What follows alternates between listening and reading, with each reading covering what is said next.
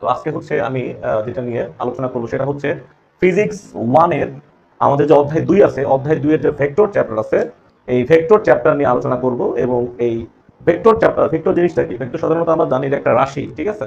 তাহলে ভেক্টর একটা রাশি, এবং রাশি বলতে কি বোঝায়? রাশি বলতে বোঝায় যে পৃথিবীতে যে কোনো কিছু যেটা পরিমাপ করা যায়, যেটা আমি পরিমাপ করতে পারবো, সেটাকে আমি রাশি বলতে পারবো। এখন আমাকে রাশি আবার সাধারণত দুই ধরনের হয়ে থাকে। একটা হচ্ছে স্কেলার রাশি, একটা হচ্ছে ভেক্টর রাশি। তো আমাদের চ্যাপ্টারের নাম হচ্ছে ভেক্টর, ঠিক আছে?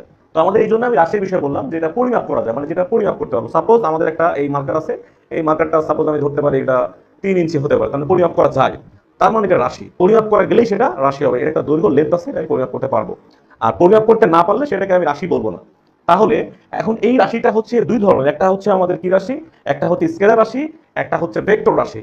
তো আমাদের এই স্কেলার রাশিটাকে আমরা বলে থাকি, যে স্কেলার রাশিটাকে আমরা বলি হচ্ছে এটা হচ্ছে অদিক রাশি, এবং ভেক্টর রাশিটাকে বলে থাকি আমরা দিক রাশি। তো আমাদের বুঝতে হবে যে স্কেলার রাশি যেটা আছে, এই স্কেলার রাশিটা হচ্ছে যে আমাদের এখানে শুধুমাত্র এটার মানের দরকার, কিন্তু এটা দিকের প্রয়োজন নাই। এই জন্য এর নাম হয়েছে অদিক। অদিক বলতে বোঝায় কোনো দিকের দরকার নেই। মান তো সবকিছুই দরকার, ঠিক আছে? মান ছাড়া আমার যদি এই জিনিসটার মান না থাকে, তো সেটা তো পরিমাপই করা যাবে না। তার মানে মান ঠিক আছে, মান থাকবে, মান থাকতেই হবে। মান না থাকলে সেটা কখনোই কি হবে না, সেটা রাশি হবে না। এখন মান আছে, ঠিক আছে। এখন কথা হচ্ছে আমাদের এখানে বুঝলাম দুইটা ইম্পর্টেন্ট ইস্যু, সেটা হচ্ছে মান এবং দিক। তো আমাদের স্কেলার রাশিটাকে বলতেছি আমরা যে এটার কোনো দিকের দরকার নেই, শুধু মানের দরকার। আর ভেক্টর রাশিটাকে আমরা বলতেছি মানও লাগবে, আমার দিকও লাগবে। তাহলে মান এবং দিক লাগবে যেহেতু, এই জন্য এটাকে বলতেছি দিক রাশি। রাশি মানেই তার কি মান থাকতেই হবে, ঠিক আছে? এই জন্য আমি নামটা কি দিলাম এখানে, দিক রাশি। তার মানে এর কি আছে, মানও আছে এবং দিকও আছে, এই জন্য এটার নাম হচ্ছে দিক রাশি।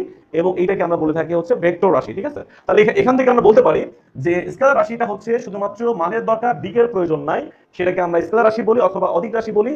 আর যেটা হচ্ছে আমাদের কি আছে, মানও লাগবে এবং দিকও লাগবে, সেটাকে আমরা বলে থাকি হচ্ছে কি রাশি, ভেক্টর রাশি। তো আমাদের বুঝতে হবে এখানে যে যেমন হচ্ছে আমি যখন বলতেছি যে দৈর্ঘ্য, আমি বলতেছি এটা দৈর্ঘ্য হচ্ছে কয় ফিট, বা এখানে বললাম যে এটা 3 থেকে 4 ইঞ্চি, এটা 4 ইঞ্চি। তাহলে এখন আমাকে কেউ কি বলবে যে 4 ইঞ্চি কোন দিকে, সেটা বলবে না, তাই না? তাহলে এইটাই যে ইঞ্চি বললাম বা দৈর্ঘ্য যে বললাম, এটা কি আমার কোনো দিকের প্রয়োজন আছে? না, দিকের প্রয়োজন না। এই জন্য আমি বলতেছি যে এইটা এক্সাম্পল একটা, যে এটা দৈর্ঘ্য হচ্ছে কি, কোনো দিকের দরকার নেই। এখন আমার ভর হচ্ছে, আমি সাপোজ একটা ভর আমি বললাম, তাই না? এখন কেউ জিজ্ঞাসা করবে ভরটা কোন দিকে, এটা তো আসলে পাগলা বাঙ্কা প্রশ্ন, তাই না? তার মানে এই জন্য আমরা বলতেছি যে ভরটা হচ্ছে কি রাশি, স্কেলার রাশি। আবার সময়, সময় তো আমরা সাধারণত বলি যে সময় হচ্ছে এখন 9টা বাজে, ঠিক আছে? 9টা বাজে কেউ কি বলবে কোন দিকে? তার মানে যেই সকল ক্ষেত্রে আমাদের শুধুমাত্র মান হলেই হচ্ছে, দিকের কোনো প্রয়োজন নাই, সেইগুলোকে আমি কি বলতে পারি, সেইগুলোকে আমি বলতে পারি হচ্ছে কি রাশি, আমাদের স্কেলার রাশি।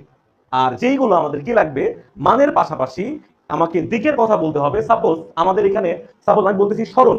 স্মরণ জিনিসটা কি?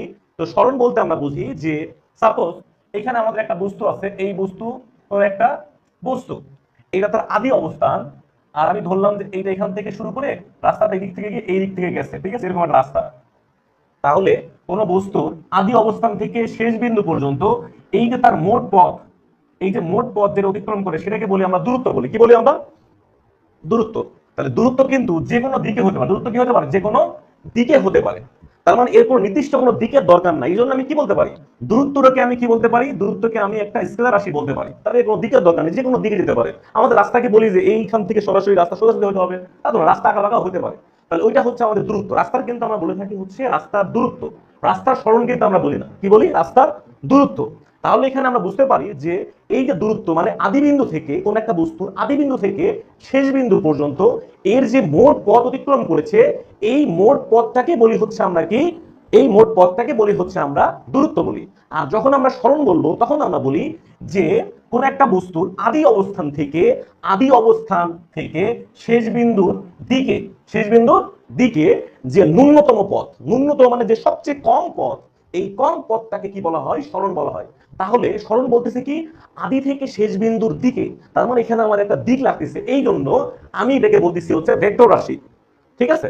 এবং আমরা জানি যে বেগ, বেগ কই থেকে আসে, বেগ আসে হচ্ছে সরণ ভাগ সময়। তার মানে যেহেতু উপরে আছে সরণ, সরণটা যেহেতু দিক লাগে, তার মানে এই জন্য কি এটাও দিক রাশি, ঠিক আছে? স্বাভাবিক। তাহলে এখান থেকে আমরা বুঝতে পারলাম যে বিষয়টা কি, আমরা ক্লিয়ারিফাই হলাম, আমরা বিষয়টা আমরা ক্লিয়ার হলাম। এখন আমরা চিন্তা করি যে এই যে স্কেলার রাশি এবং এই যে আমাদের অদিক রাশি আছে, এই স্কেলার রাশি এবং অদিক রাশি যেটা স্বাভাবিক, আমরা যেগুলো বীজগাণিতিক যেগুলো আমরা যোগ বিয়োগ গুণ ভাগ করে থাকি, সেইগুলোই হচ্ছে আমাদের কি এই স্কেলার রাশি বা এই কোয়ান্টিটিতে আমরা এটা করে থাকি, ঠিক আছে। আর ভেক্টর রাশিটা হচ্ছে কি সাধারণত আমাদের এটা কি যোগ বিয়োগ গুণ ভাগ দিয়ে আমাদের সাধারণ নিয়মে হয় না।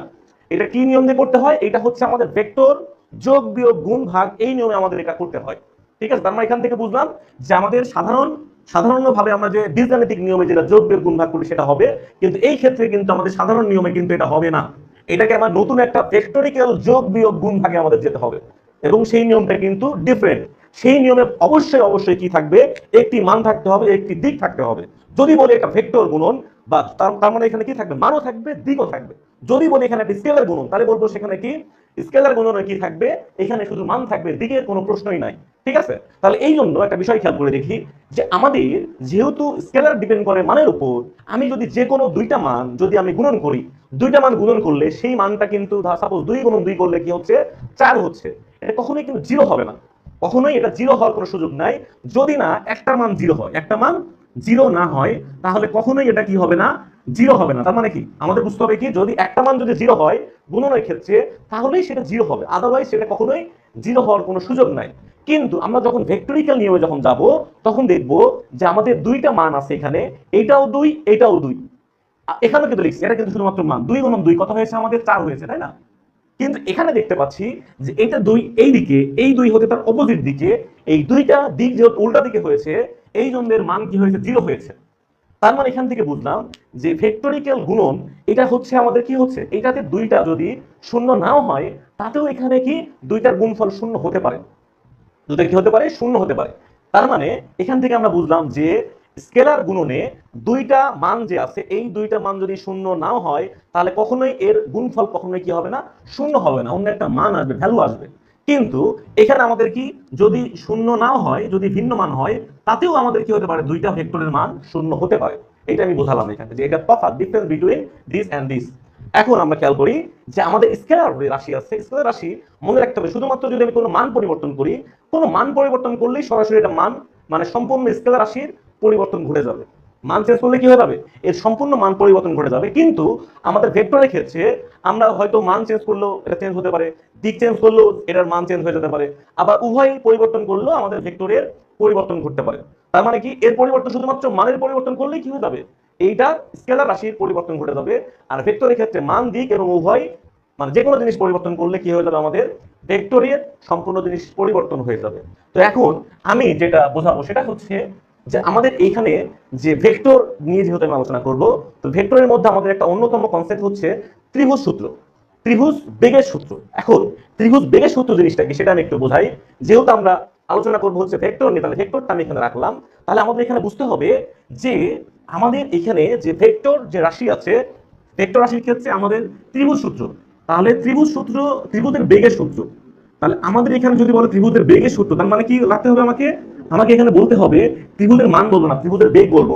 তাহলে আমি এখানে বলবো কোন একটি বিন্দু হতে, কোন একটি ত্রিভুজের, ত্রিভুজের কি হতে? একটি বিন্দু হতে যদি একই দিকে, একই দিকে, একই ক্রমে, একই দিকে একই ক্রমে যদি যদি দুইটা বাহু দ্বারা, দুইটা বাহু দ্বারা যদি ত্রিভুজের, যদি ত্রিভুজের বেগের, ত্রিভুজের বেগের মান, এটা কি কি হচ্ছে? মান ও দিক, কি হচ্ছে? মান ও দিক নির্দেশ করে, তাহলে এই যে আমাদের আদি বিন্দু আছে, এই আদি বিন্দুর কি হবে? এইটা তো এই দিকে, তাই না? এই দিকে আসলে একই ক্রমে, মানে একই দিকে মানে কি? এই যে একই দিকে, এটা হচ্ছে একই ক্রমে। আর আমি যখন বলতেছি আদি বিন্দু থেকে এই শেষ বিন্দু তার বিপরীত ক্রমে, কি ক্রমে? এইটা যাচ্ছে এইদিকে, কিন্তু বিপরীত ক্রমে কি হবে? বিপরীত ক্রমে আমাদের ত্রিভুজের বেগের লব্ধির মান ও দিক নির্দেশ করবে। আমি আবারও বলছি যে কোন ত্রিভুজের একটি বিন্দু হতে, একটি আদি বিন্দু হতে, আদি বিন্দু অথবা বিন্দু হতে যদি একই দিকে একই ক্রমে যদি ত্রিভুজের, ত্রিভুজের বেগের মান ও দিক নির্দেশ করে, তাহলে ওই আদি বিন্দু হতে, ওই আদি বিন্দু হতে ত্রিভুজটির, ত্রিভুজটির তৃতীয় বাহু দ্বারা, ত্রিভুজটির তৃতীয় বাহু দ্বারা বিপরীত ক্রমে, বিপরীত ক্রমে লব্ধির বেগের, লব্ধির বেগের মান ও মান ও দিক নির্দেশ করবে। ঠিক আছে? তো আমি যেভাবে বললাম এইভাবে তোমরা সুন্দর করে লিখে নিবা, তাহলে এইভাবে উপস্থাপন করবে এবং ফুল মার্কস পাবা আশা করা যায়। এটা ক্লিয়ার হয়েছে? আর যদি ক্লিয়ার না হয় তাহলে বারবার রিপ্লে করে দেখে নিয়ে এটা হচ্ছে খাতায় লিখে নিবা। ঠিক আছে? এবং আমি যেভাবে বুঝে বুঝে চিত্রের সাহায্যে বললাম ওইভাবে হচ্ছে এটা ক্লিয়ার করবা, ঠিক আছে?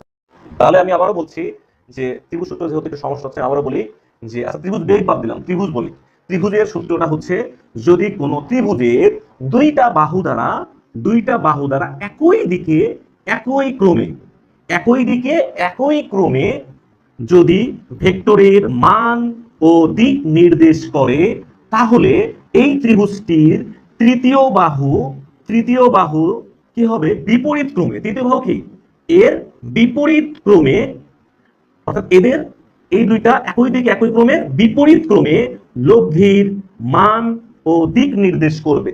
তার মানে আমি বলতে পারি যে এখানে আমাদের পি এবং এখানে কিউ যেহেতু একই দিকে একই ক্রমে, জন্য এটা যোগ, এবং এই দুইটার যোগফলই হবে হচ্ছে আমাদের এইটা। তাহলে এটা বললাম ত্রিভুজের সূত্র। আর ত্রিভুজের বেগ যখন বলবো তখন আমি শুধুমাত্র বেগের কথাটা বলবো। তাহলে আমি বলবো কোন ত্রিভুজের, জাস্ট ত্রিভুজের পর একটা বেগ লাগাবো, যে ত্রিভুজের দুইটা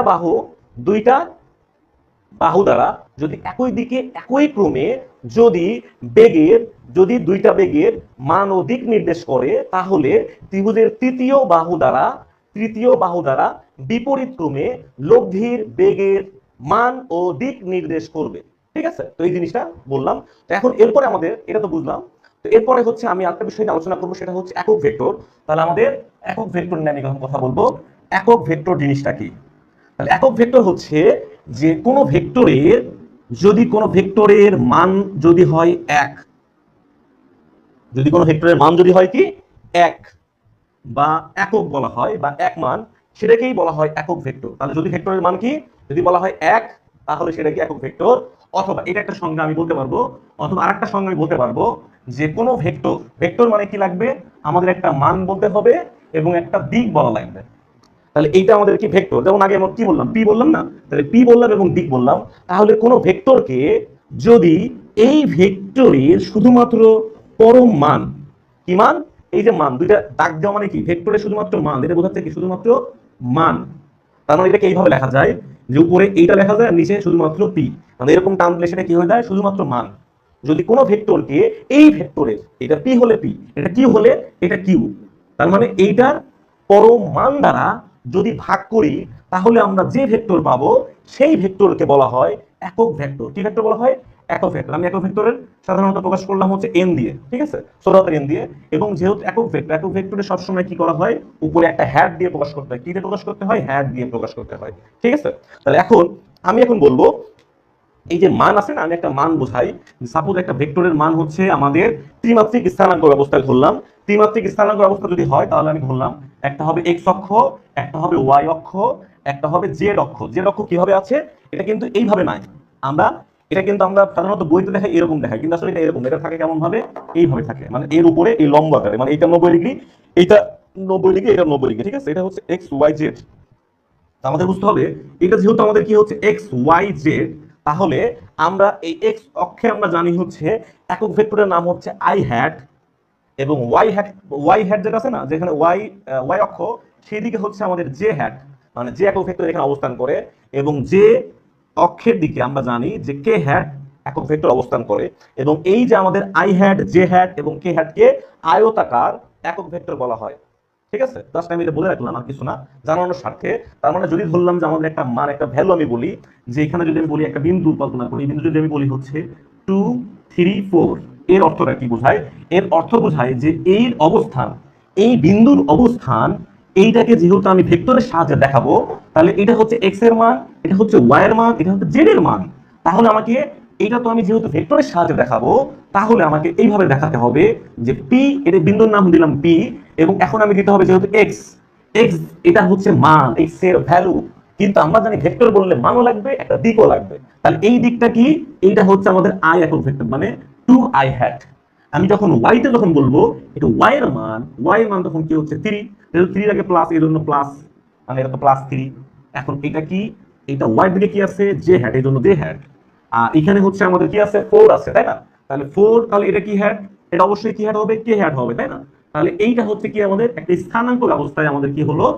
স্থানাঙ্ক ব্যবস্থায় একটা ভেক্টরের মান হয়েছে, মানে ভেক্টর হয়েছে, ঠিক আছে, ভেক্টরের মান ও দিক হয়েছে, ঠিক আছে, একটা বিন্দুর অবস্থান বললাম আমি, তাই না? তাহলে আমাদের এখানে আমি যদি বলি যে আমাদের অবস্থান ভেক্টর কাকে বলে, আমি যদি বলি কোন একটা ভেক্টর অবস্থান ভেক্টর কাকে বলে, তখন আমি কি বলবো? অবস্থান মানে আমি একটা বিন্দু অবস্থান নির্ণয় করলাম না, এখানে আমি করলাম কিসের সাপেক্ষে, একটা অক্ষের সাপেক্ষে, এক্স ওয়াই জেড এর অক্ষের সাপেক্ষে, তাই না? তাহলে এইটাকে বলতেছি আমি একটা কাঠামো। কি কাঠামো? প্রসঙ্গ কাঠামো। কি কাঠামো? প্রসঙ্গ কাঠামো। প্রসঙ্গ কাঠামো। এই প্রসঙ্গ কাঠামোর মূলবিন্দুর সাথে, মূলবিন্দুর সাথে যদি অন্য কোনো বিন্দু, মূলবিন্দুর সাথে যদি কি অন্য কোনো বিন্দুর আমি কি নির্ণয় করলাম, অবস্থান নির্ণয় করলাম। কি নির্ণয় করলাম? অবস্থান নির্ণয় করলাম। তাহলে এই ভেক্টরটার নামই হচ্ছে অবস্থান ভেক্টর। তাহলে অবস্থান ভেক্টর কাকে বলে? তাহলে বলবো প্রসঙ্গ কাঠামোর মূলবিন্দুর সাথে যদি অন্য যে কোনো বিন্দুর অবস্থান যে ভেক্টর দ্বারা, যে ভেক্টর দ্বারা কি করা হয়, নির্ধারণ করা হয়, ওই ভেক্টরের নামই হচ্ছে অবস্থান ভেক্টর। তাহলে কি বলবো, যে আমি যদি বলি এই হাতের সাপেক্ষে, হাত আমার প্রসঙ্গ কাঠামো, তাহলে এই হাতের সাপেক্ষে আমি ধরলাম বোতাম, এই যে বোতাম খোলা আছে, এই বোতামের প্রসঙ্গ কাঠামো কি হবে? তার মানে এটা কি হচ্ছে আমাদের, এটা কি, এটা মূলবিন্দু। তাহলে এই মূলবিন্দুর সাথে এই যে আমাদের একটা কি, এখানে কি আছে আমাদের, বোতাম আছে। তাহলে মূলবিন্দুর সাথে এই যে বোতামের যে অবস্থান যে ভেক্টর দ্বারা নির্দেশ করা হলো, সেই ভেক্টরের নাম হচ্ছে কি, অবস্থান ভেক্টর। তাহলে অবস্থান ভেক্টর, তাহলে আমি বুঝলাম